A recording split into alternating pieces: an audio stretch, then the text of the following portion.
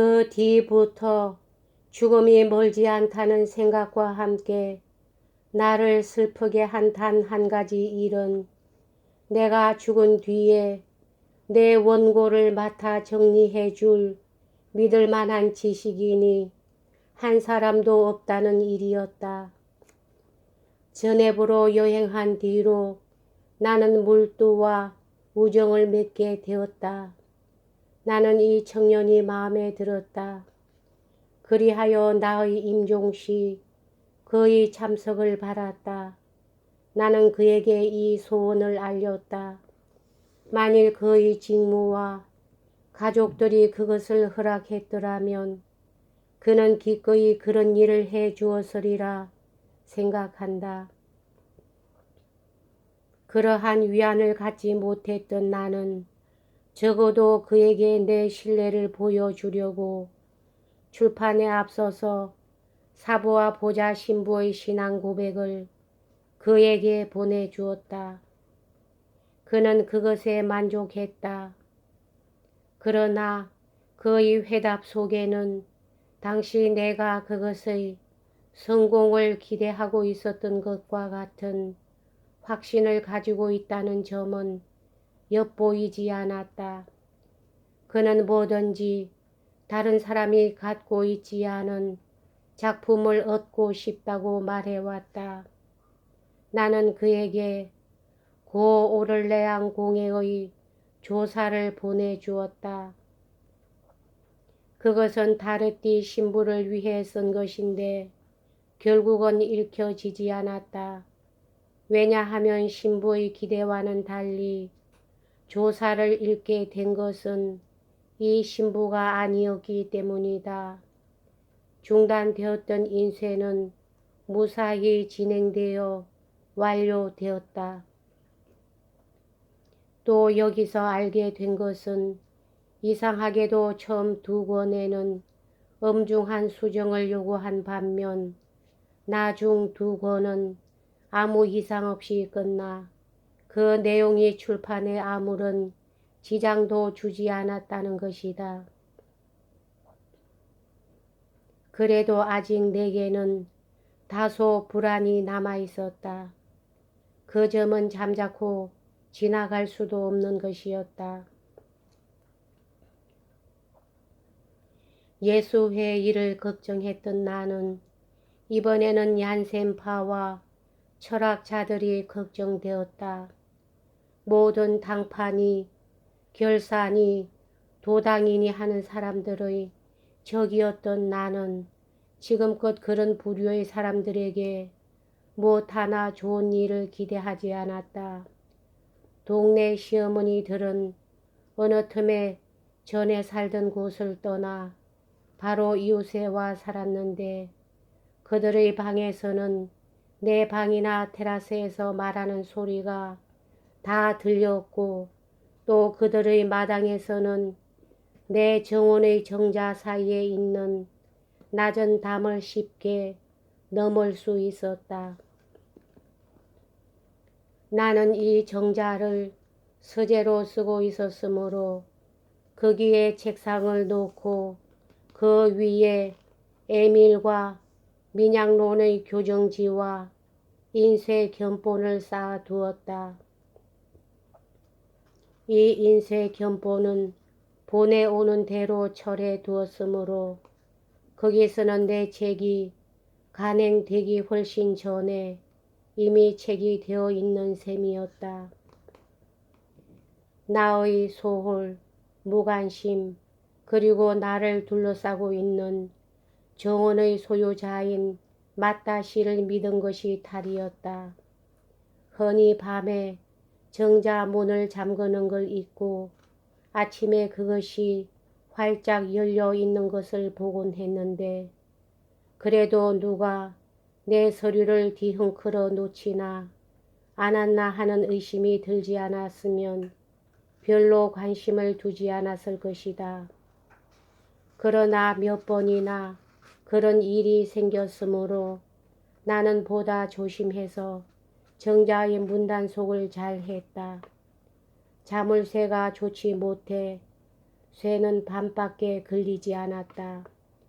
더욱 주의를 하게 된 나는 활짝 열어 놓을 때보다 훨씬 더 심하게 뒤엉켜져 있는 것을 알게 됐다. 마지막엔 내 책의 전권 중의 한 권이 하루 이틀 밤 사이에 감쪽같이 없어져 그 행방을 알 수 없었는데 사흘째 되는 날 아침에 고스란히 책상 위에 있었다. 나는 마따 씨에 대해서도 그의 조카 디무랭 씨에 대해서도 그때부터 지금까지 결코 의심한 일이 없다. 두 사람 다 나를 존경하고 있는 것을 알고 있었고 그들에게는 전적인 신뢰를 두고 있었기 때문이었다. 나는 동네 시어머니들을 경계하게 되었다. 그들은 얀센파였지만 달랑베르와는 여러 가지로 관계를 맺고 한 집에 살고 있었던 것을 나는 알고 있었다. 이런 일로 해서 나는 다소 불안해졌으며 전보다도 조심을 많이 하게 되었다.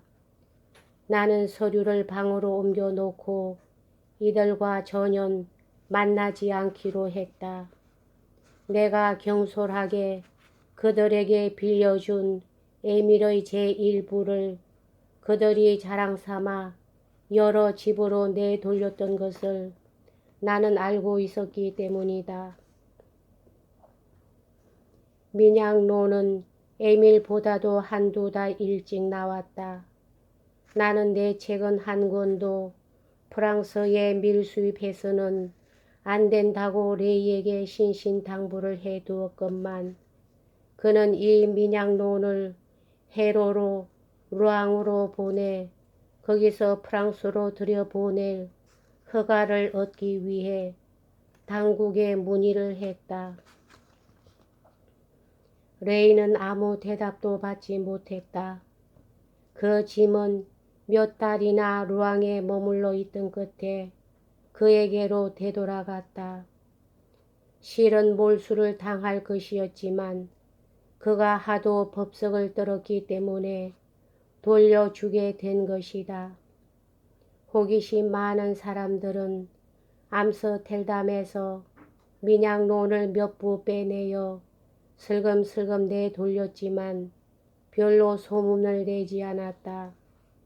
그런 이야기를 전해 들었을 뿐만 아니라 그 중의 어떤 것을 어떻게 읽어보았던 몰레옹은 그것을 내게 말해 주었는데 그의 의미심장한 말투는 나를 놀라게 했다.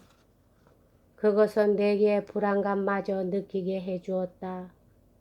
그러나 나는 모든 점에서 규칙대로 했고 책망을 받을 짓은 아무것도 하지 않았다고 확신하며 내 근본 방침에 따라 태연히 지냈다. 게다가 슈아절 씨가 전부터 내게 호감을 갖고 있었고 또 그에게 존경심으로 내가 쓴 찬사에 그는 고마워하고 있었으므로 이 기회에 뽕파두르 부인의 아기에 대해 나를 지지해 줄 것을 의심치 않았다. 그 무렵 확실히 나는 여태까지보다도 더욱 룩상부르 원수의 호의에 기대며 필요에 따라서는 그의 보호를 부탁할 수도 있었다. 왜냐하면 원수는 그때보다 더 빈번히 감격에 찬 우정을 보여준 일이 없었기 때문이다. 그가 부활절에 내 집에 왔을 때에 내 병세가 심해져서 저택으로 문안을 갈 수 없었다. 그는 하루도 빠짐없이 나를 찾아왔는데 줄곧 고통스러워하고 있는 나를 보고 꽃머 수도사의 진찰을 받아보도록 권했다. 그는 꽃모 수도사를 불러오게 하고 몸소 내게로 데리고 왔다. 그리고 괴로운 일인데도 불구하고 오랫동안 수술 받는 동안 꼬박 내 옆에 끈기 있게 지키고 있었다. 이런 일은 그런 귀족에게는 드문 일로 경하할 만한 일이었다. 그러나 이것은 그저 소식자로 검사하는 것뿐이었다. 그때까지 나는 몇 번인가 그것을 시험했지만 언제나 성공하지 못했다. 모랑의 의술로도 잘 되지 않았던 일이었다. 꽃모 수도사는 둘도 없는 능숙하고 경쾌한 솜씨로 마침내 극히 작은 방광 소식자를 들여보내는 데 성공했다. 그러나 그 때문에 나는 2시간 이상이나 괴로워하며 착한 원수님의 다감한 심정에 슬픔을 주지 않으려고 가능한 한 신음소리를 억제해야만 했다.